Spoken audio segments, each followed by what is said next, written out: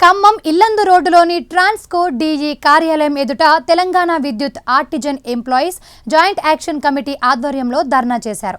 విద్యుత్ సంస్థలో పనిచేస్తున్న ఆర్టిజన్ కార్మికులకు ఏపీఎస్సీబీ సర్వీస్ రూల్ అమలు చేయాలని డిమాండ్ చేశారు. ఆర్టిజన్ కార్మికులను విద్యా అర్హతను బట్టి కన్వర్షన్ చేయాలని విజ్ఞప్తి చేశారు.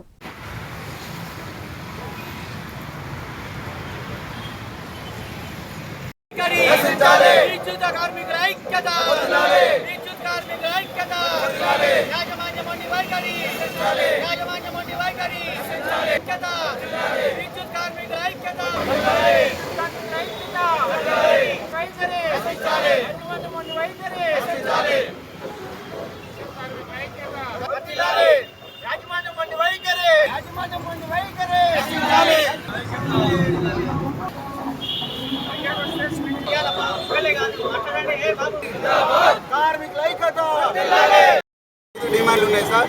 ఒకటి ఏపీఎస్ రూలు, 2 కన్వర్షన్, 3 అన్మెన్ వర్కర్ల స్టాఫ్, బిల్ కలెక్టర్ వీళ్ళందరినీ పలు దఫాలుగా మిగిలిన వాళ్ళని అందరినీ దఫాలుగా రెగ్యులర్ చేయాలని కోరుకుంటున్నాం.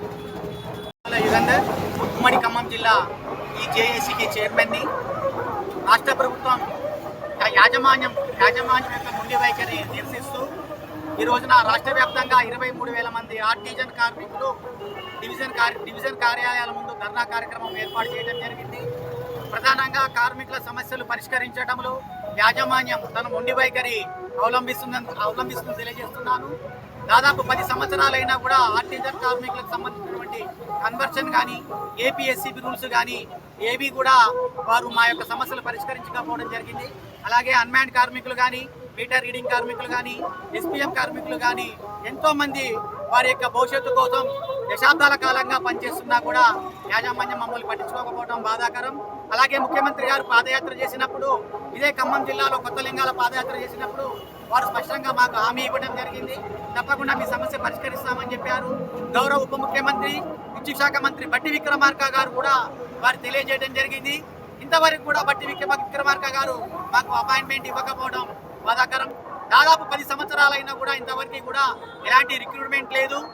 సబ్స్టేషన్లు పెరిగిపోతున్నాయి కానీ సిబ్బందిని నియమించడం లేదు. దాదాపు ఎంతోమంది కార్మికులు వాళ్ళు చనిపోతున్నారు, గాయాల పాలవుతున్నారు. అయినా యాజమాన్యం మా సమస్యలు పట్టించుకోకపోవడం బాధాకరం. సాక్షాత్తు గౌరవ ఎమ్మెల్యే కొత్తగూడెం ఎమ్మెల్యే గారు అసెంబ్లీలో ప్రకటించడం జరిగింది, అంటే వాళ్ళ సమస్యలు పరిష్కరించండి అని. అయినా కూడా యాజమాన్యం కానీ ప్రభుత్వం కానీ మొండి వైఖరి అవలంబిస్తుందని నేను కోరుకుంటూ, మరి మా సమస్యలు ఇప్పటికైనా పరిష్కరించకపోతే దశల వారీగా ఉద్యమం చేస్తాం. అవసరమైతే ఈ సమస్యలో ఉన్నటువంటి అన్ని యూనియన్లతోని సంఘీభావం మాకు ఇప్పటికే ఉన్నది. అంటే 327 కానీ, 1104 కానీ, సిఐటి కానీ, టీఆర్వీకేస్ కానీ, హెచ్ఐటి కానీ అన్ని యూనియన్ల యొక్క సంఘీభావంతో ఈ రోజున మీ ముందుకు పోతున్నామని మీకు తెలియజేస్తున్నాను.